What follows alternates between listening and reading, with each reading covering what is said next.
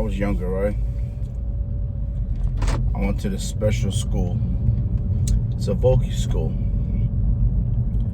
The school is broken up with different parts. Some kids went there to be a carpenter. You had girls there. I felt like doing hair. It wasn't a barber school in there. I went there to be an architect.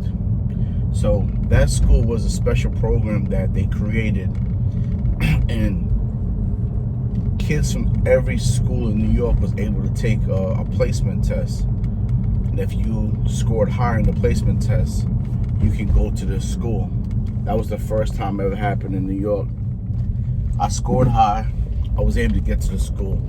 So when I was in high school, my 11th grade year, I would go to school in the morning and I would leave the school at 12. A bus would pick me and 8 other students up, between guys and girls, and bring us to Manhattan. Manhattan, from where I'm from, it's about a good hour drive, give or take. And then you finish the rest of your day at that school until 3-something, and then we'll take all of us jump on the train and take the train home.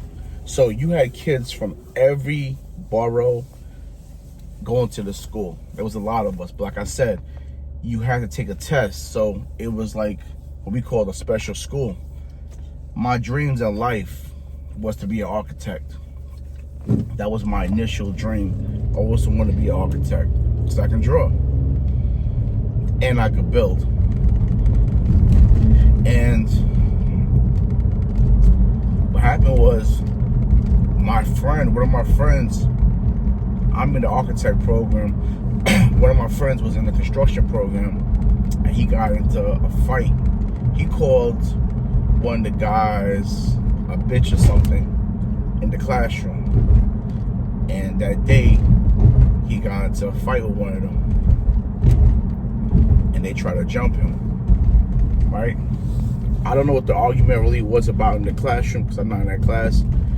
And I jumped in. I can't let my boy get jumped. Everything was resolved. The next day, we got word. Now, these guys are coming from Spanish Harlem, and we're coming from Queens.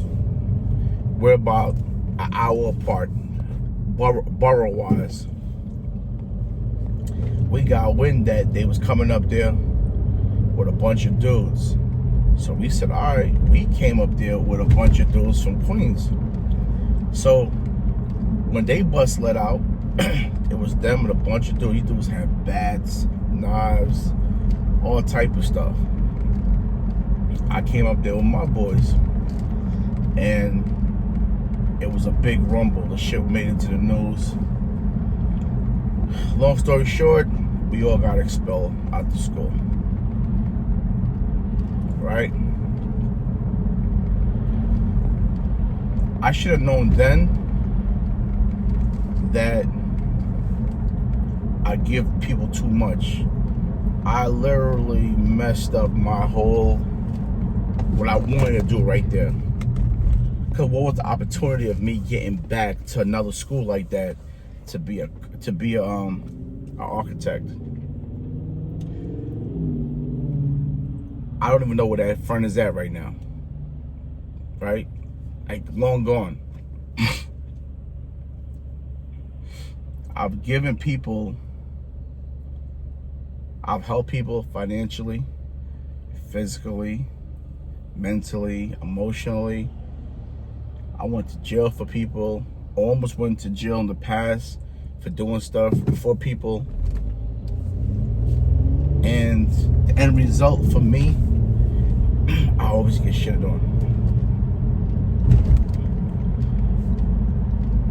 I'm at the point of life that I'm just tired. I'm very tired.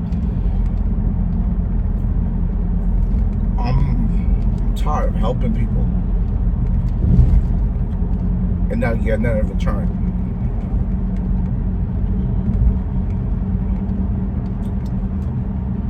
When I need help, a lot of times, it ain't there. I don't get it. I'm by myself in this world. Everything I do, I'm by myself.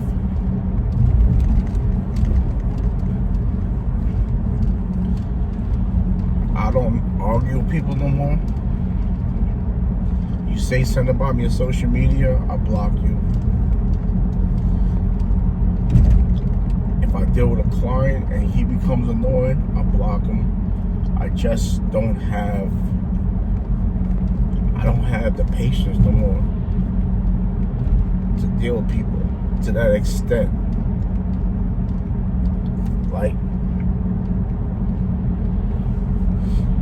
there's times in my life I say, do I even hate people now? Because it seems like when you meet people, you gotta look at them with a third eye. And I try not to, but now I understand why my mother is the way she is.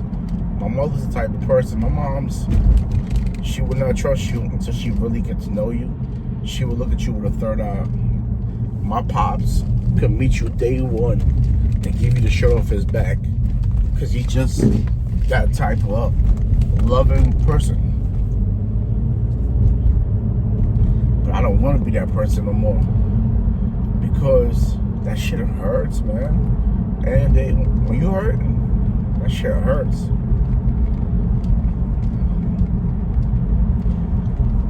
I cried a lot, man, in my time.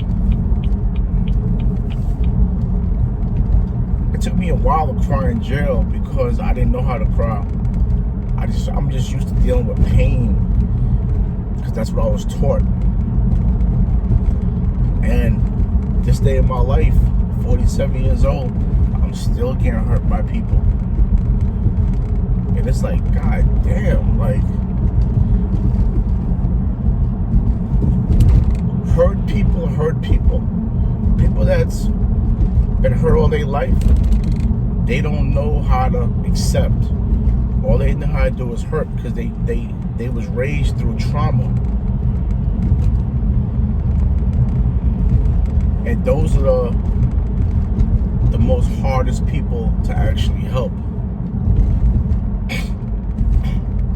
It's like you petting a snake and then the snake bites you. That's the nature of a snake. You're really not supposed to get mad at the snake.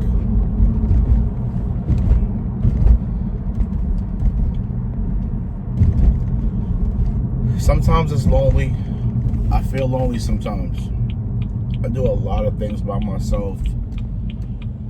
I do it out of fear of me and people, bringing people into my life, people destroying my peace, you know.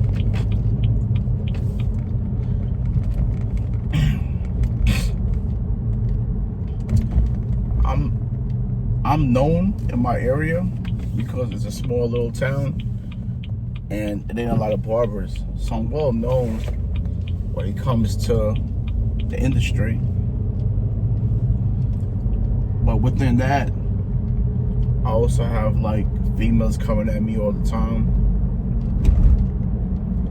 And I had a girl one time come to me in the gym and she asked me, am I Pluckcutz? And I was like, yeah. She says, I said, how do you know that? She said, I told my friend you was cute.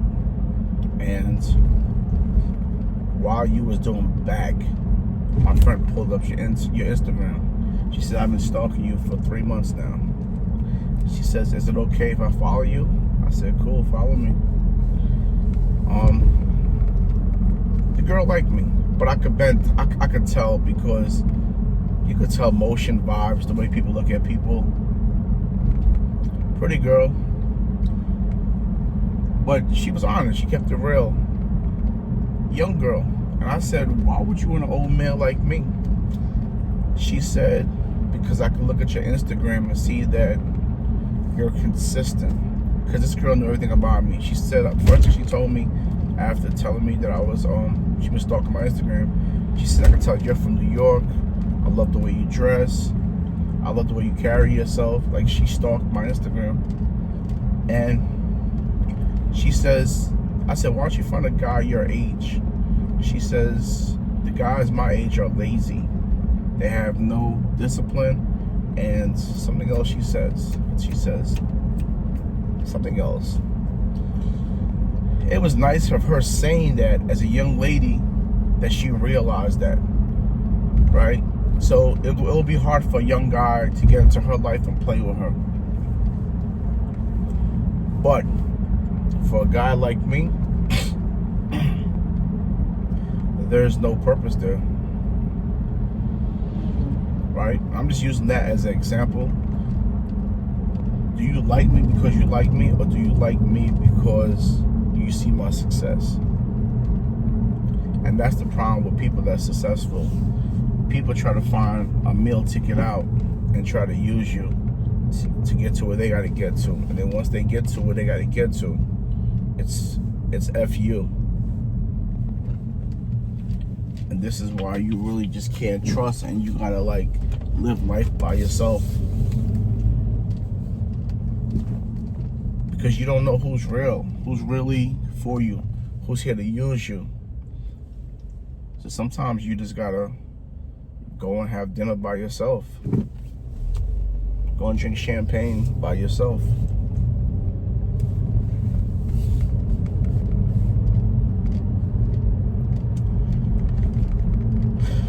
I keep praying that God heals my heart and give me more clarity, understanding, keep my blessings, help me to still bless people, but the right people.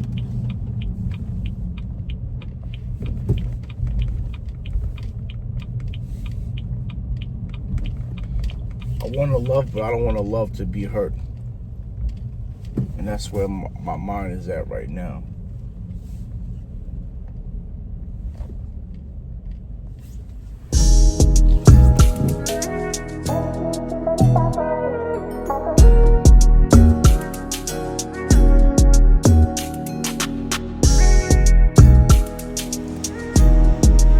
You spend your whole life, right, trying to impress people, make people happy besides yourself, right?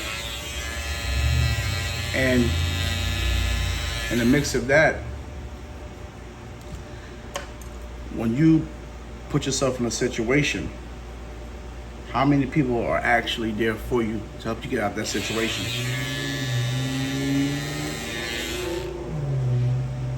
Right? My whole life, I dedicated my life to the block. You know, what the block thought, what was important on the block. When I went to jail, right, I could name them probably 5 fingers, no, about 10 people that actually came to my rescue. When I came out of prison, when I first came home, my parents gave me $500. My wife had a crib already established, so I had somewhere to stay. My brother gave me about $1,000 worth of barber equipment because he wanted me to be a barber. And my boy Brian, he came to the club one night, had like a little party for my birthday, and my boy Brian looked out, gave me $100, and he gave me a watch from my other boy named Vijay that passed away. You know I like watches, so he bought me a Invicta watch. But no one else came through besides them two.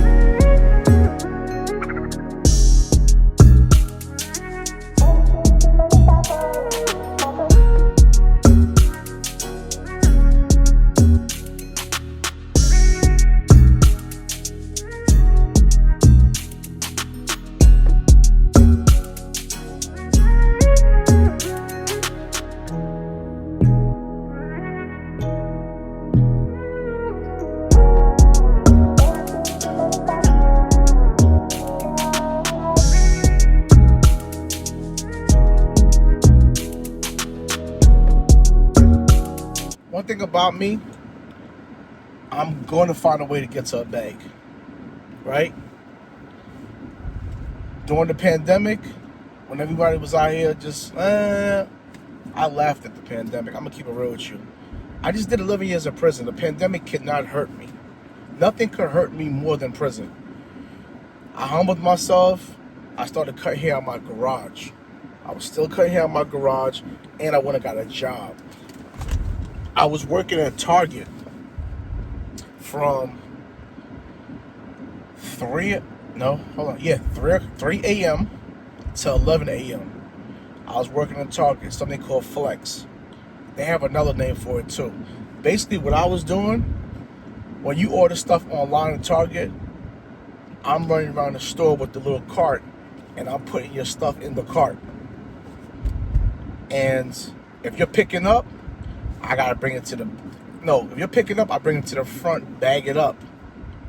I bag it up, and then the next day or whatever, someone else gives it to you. That's a whole different procedure.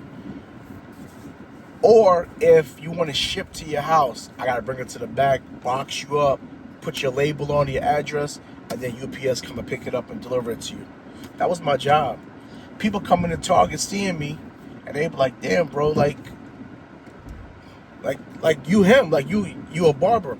I said, "Bro, you gotta know when to humble yourself, right? When you think you're above the program, you lose." I always stay humble to the point that any given minute, anything could just flip for me. That's how life is. And when that happens to certain people that's like big-headed, your life falls apart. Look what just happened with Puffy. Puffy probably never thought he would have got locked up to begin with. That was a rude awakening. I'm Puffy, you can't lock me up. He locked his ass up. Now, he probably thought he wasn't going to go to jail for a long period of time. They just gave him 4 years. Bro, you're not bigger than the program. No one is bigger than the program. Because there's always someone bigger than you. At the end of the day, if my clients decide to just say blackball me, right? Not saying it'll be easy, but not saying it'll be hard, because I got a lot of clients. But just say everybody stop messing with me. That's it. The business is over. Right? It happens. How many times you see big corporations close down? You be like, damn, this place been here for a long time. It's over. So you gotta humble yourself in your business, man, and stop thinking like you can't.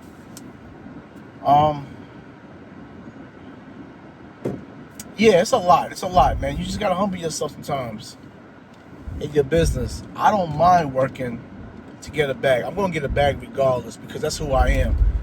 And the day, my goal is not to be bigger than the next person. My goal is to win, to eat, to make money consistently. That's always been my goal since I was a kid. Now I just do that goal a little bit different. I'm not outside chasing the wrong stuff, but the goal is always the same. We gotta eat every day. That's the goal. As much as sometimes I don't feel like doing it, I'm tired, body aching, I'm still out here chasing the bag. And anyone knows me will tell you, like, that dude ain't lazy, man. I've been chasing since I was a kid. I'll sell anything to get a bag, you know. But yeah, humble yourself, man. Stay humble, because any given minute you can lose it.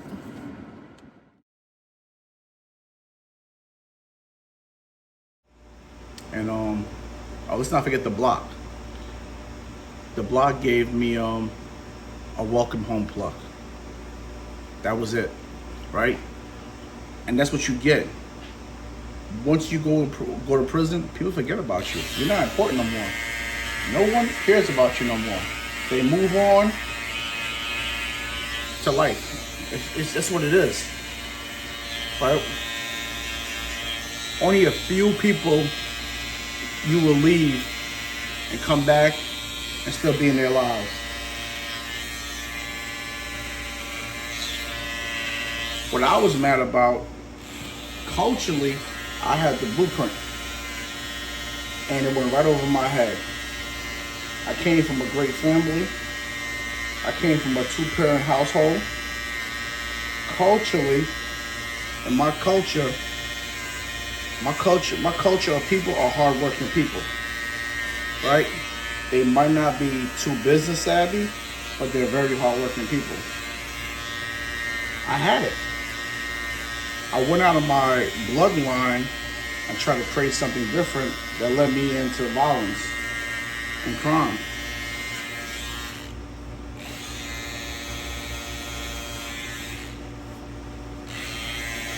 Now that I have a little bit of the blueprint, it's a little bit different now. I refuse to fail. I refuse to let anyone lead me to failure, right? Sometimes you gotta look at the people around you, right? It's like you getting a girl or a guy. Most times, if your girl didn't come from a two-family home, or your boyfriend didn't come from a two-family home, something's gonna be wrong there. You need a man to teach a man how to be a man.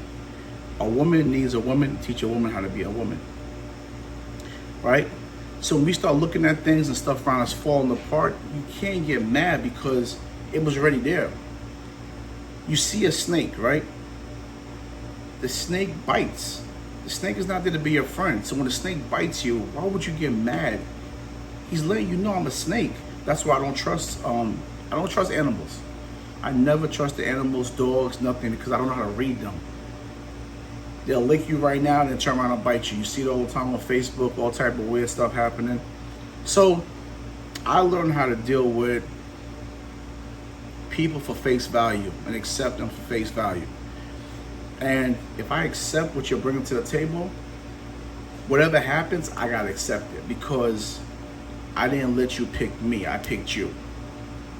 So when I get bit in my ass, now I gotta blame me because I opened that door to get bit. Right?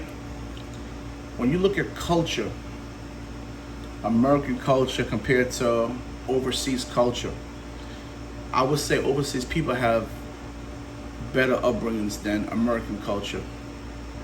When these people come to America, they come here to work hard and take care of their families. Their success rate is less to fail than a person that didn't come from a two-family home or such forth. You won't really see too many Asians, Middle Easterns, Africans. You won't hear them, too many of them say, yo, I have 3-4 baby daddies, right? You won't see too much lazy men running around there because culturally they was taught at a young age how to be a man, how to be a woman. You will never see a Middle Eastern woman talk back to her husband. She's scared to even look at him a certain way. Culturally, she knows her place as a woman, right? And this is what I think we need to have more because we make life hard. The blueprint we made too hard. And like I said, I had all this and I took it for granted. And then when I had time to sit in that cell and just dwell and think, it's like, yo, what the hell did I do to my life? And I thought a lot of thinking, a lot of dwelling on my life. And I had to come back and start from day one. I had to come back and do the blueprint over.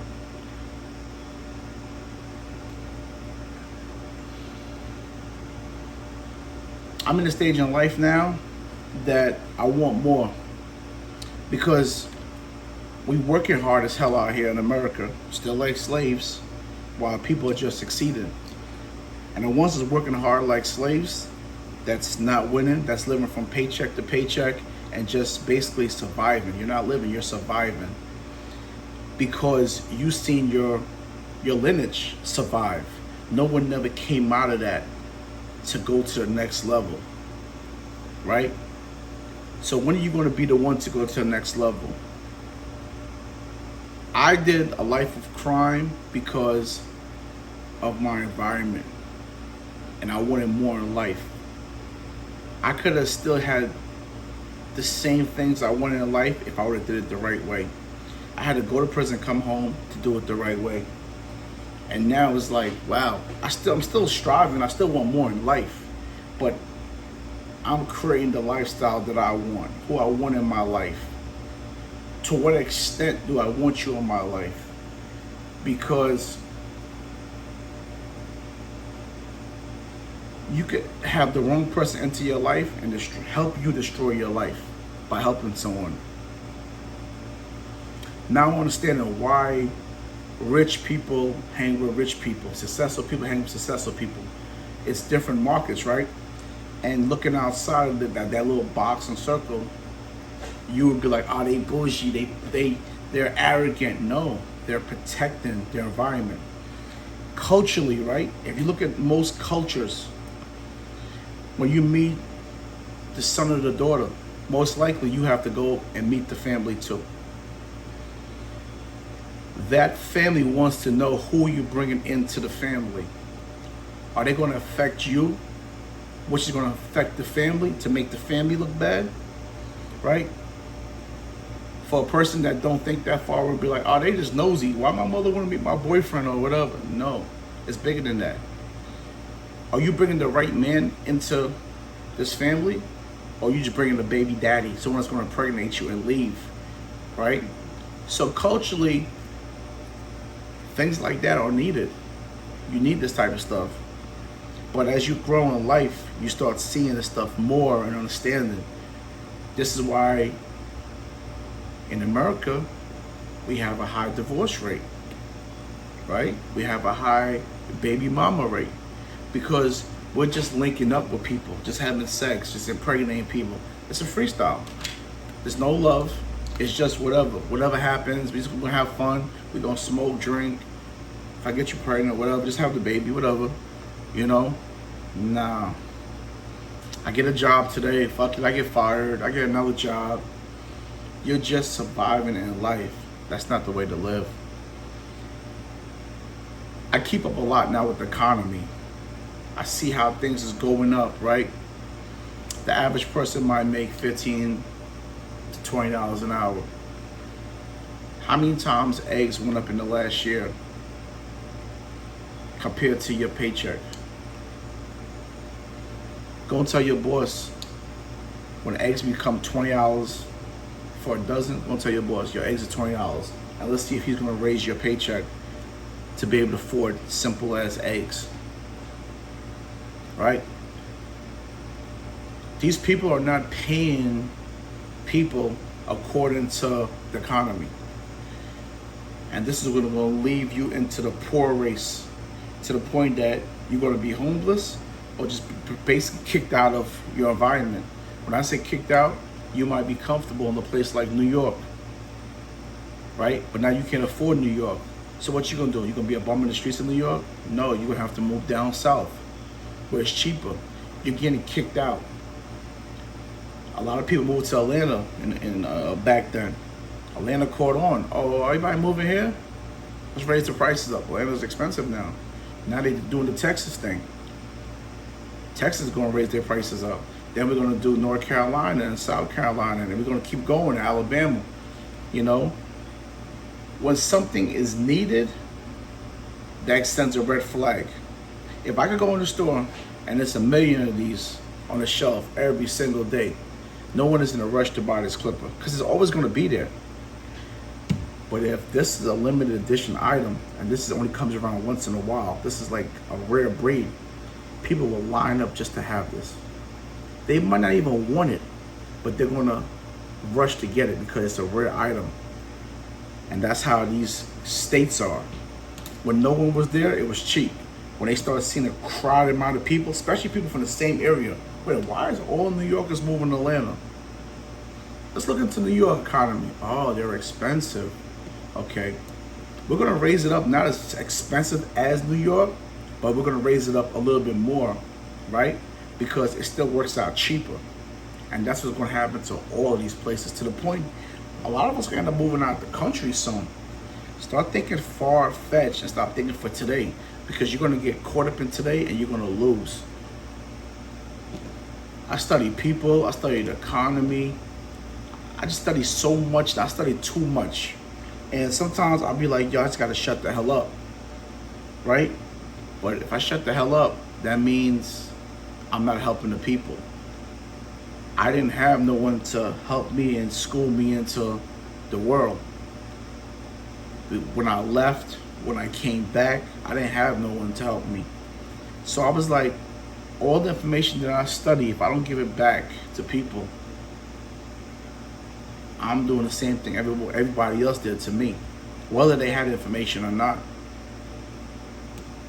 I like to see people win, because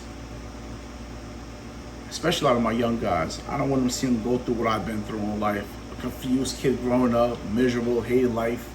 I hated life. I used to wish sometimes I was dead, because I didn't know what life was about. I didn't appreciate life because I wasn't living. I was surviving. Waking up every day miserable, unhappy. It's not living, man. Complaining. Nah, not living. Figure out your life, man. Because if you don't, you're going to get caught up in a rat race and you're going to fail. And you don't want that. And there's levels of failure. It don't have to be jail. It could just be 80 years old, stuck, and you ain't got nothing to show for life. To the point that even your own kids don't respect you. They looking down on you because you was a failure, basically to the family. So that's what I worry about. I worry about my generation, my lineage, how my kids gonna look at me. Can I help grow this situation even greater for the sake of the family? So worry. Believe it or not, worry. Don't play games. Worry about your life.